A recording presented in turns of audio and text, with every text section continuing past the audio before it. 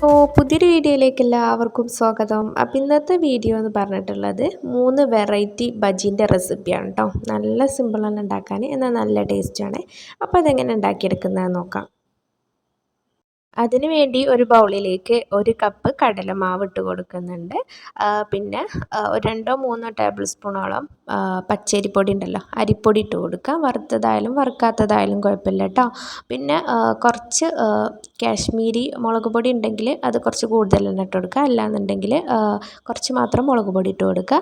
പിന്നെ കുറച്ച് മഞ്ഞൾപ്പൊടി ഇട്ട് കൊടുക്കുക. പിന്നെ 2 നുള്ള് കുറച്ച് മാത്രം ഇട്ട് കൊടുക്കുക ഗരം മസാല കേട്ടോ.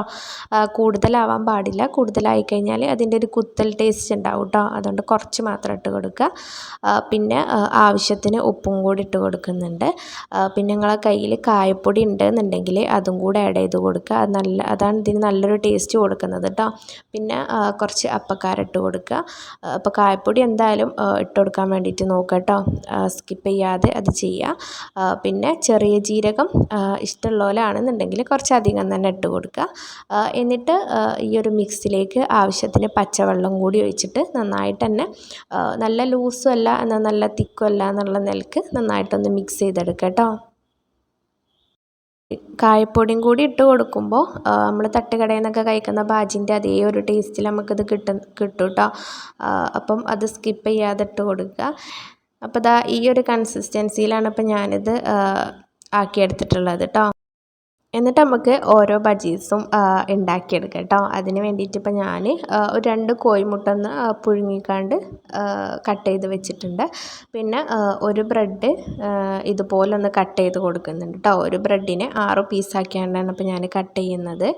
പിന്നെ നിങ്ങൾക്ക് മുളക് ബജി അങ്ങനെ ഉണ്ടാക്കുക. പിന്നെ വഴുതനങ്ങ ഉണ്ടല്ലോ, അത് ജസ്റ്റ് റൗണ്ട് ഷേപ്പിലൊന്ന് കട്ട് ചെയ്ത് കണ്ട് അത് വെച്ചുണ്ടാക്കുക. പിന്നെ പൊട്ടാറ്റോ ഉണ്ടെങ്കിൽ അത് വെച്ചിട്ടുണ്ടാക്കുക. സോസേജ് അങ്ങനെ എന്ത് വെച്ചിട്ടുണ്ടാക്കാം കേട്ടോ.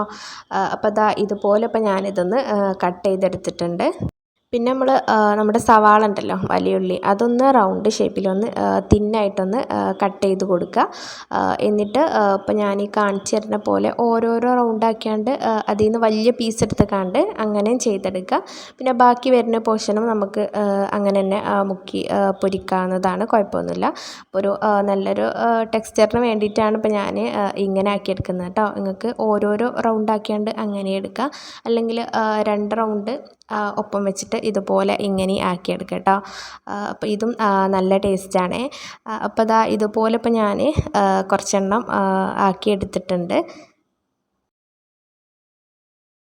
എന്നിട്ട് നമുക്കിത് ഓരോന്നായിട്ടും പൊരിച്ചെടുക്കാം കേട്ടോ. അതിന് വേണ്ടിയിട്ട് ഒരു പാനിൽ സൺഫ്ലവർ ഓയിൽ നന്നായിട്ടൊന്ന് ചൂടാക്കാൻ വെക്കുക. എന്നിട്ട് ആദ്യം ഞാൻ കാണിക്കുന്നത് മുട്ട ബജിയാണ് കേട്ടോ. അത് നമ്മൾ ഈ ഒരു മാവിൽ കോട്ട് ചെയ്തെടുക്കുക. പിന്നെ മുട്ടൻ്റെ മഞ്ഞ ഉണ്ടല്ലോ, ആ ഒരു ഭാഗം നന്നായിട്ടൊന്ന് കോട്ട് ചെയ്തെടുക്കണം.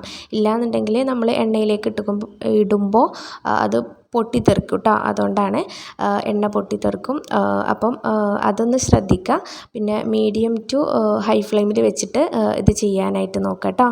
അങ്ങനെ മുട്ട ബജി ഇവിടെ ഞാൻ ഉണ്ടാക്കിയെടുത്തിട്ടുണ്ട്. ഈ ഒരു സെയിം മാവിൽ വെച്ചിട്ട് തന്നെയാണ് നമ്മളിതൊക്കെ ചെയ്തെടുക്കുന്നത് കേട്ടോ.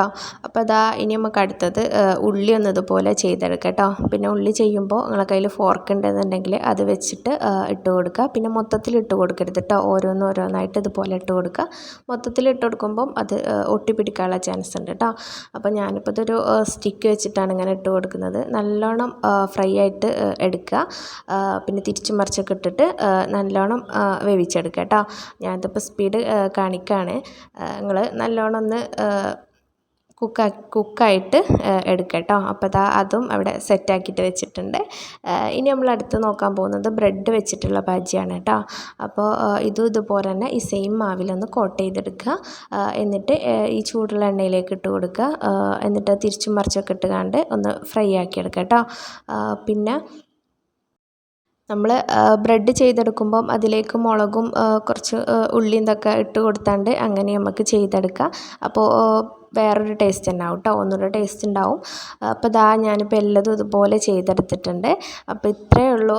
നല്ല സിമ്പിളാണ് കേട്ടോ. ഈ ഒരു ഒരേ മാവ് തന്നെ നമുക്ക് ഒരുപാട് ഐറ്റംസ് ഉണ്ടാക്കിയെടുക്കാം കേട്ടോ. അപ്പോൾ ഞാൻ 3 ഐറ്റംസ് മാത്രമേ കാണിച്ചിട്ടുള്ളൂ. നിങ്ങൾക്ക് മുളക് വെച്ചിട്ടും പിന്നെ പച്ചക്കായ ഉണ്ടല്ലോ അത് വെച്ചിട്ടും പിന്നെ നല്ലോണം പൊയ്ക്കാത്ത പഴമുണ്ടല്ലോ അത് വെച്ചിട്ടും ഒക്കെ ഉണ്ടാക്കാം കേട്ടോ. നല്ല ടേസ്റ്റ് തന്നെയാണ്. പിന്നെ കായപ്പൊടി ഇടാൻ പ്രത്യേകം ശ്രദ്ധിക്കണം. അത്രയേ ഉള്ളൂ. നല്ല സിമ്പിളായിട്ട് നമുക്ക് ഉണ്ടാക്കിയെടുക്കാൻ പറ്റുന്നതേ ഉള്ളൂ കേട്ടോ. അപ്പോൾ എല്ലാവരും ഒന്ന് ഉണ്ടാക്കി നോക്കുക. എന്നിട്ട് ഫീഡ്ബാക്കൊക്കെ ഒന്ന് അറിയിക്കുക. അതേപോലെ വീഡിയോ ഇഷ്ടപ്പെട്ടാൽ ലൈക്ക് ചെയ്യാനും ഷെയർ ചെയ്യാനും സബ്സ്ക്രൈബ് ചെയ്യാനൊന്നും മറക്കല്ലേ കേട്ടോ.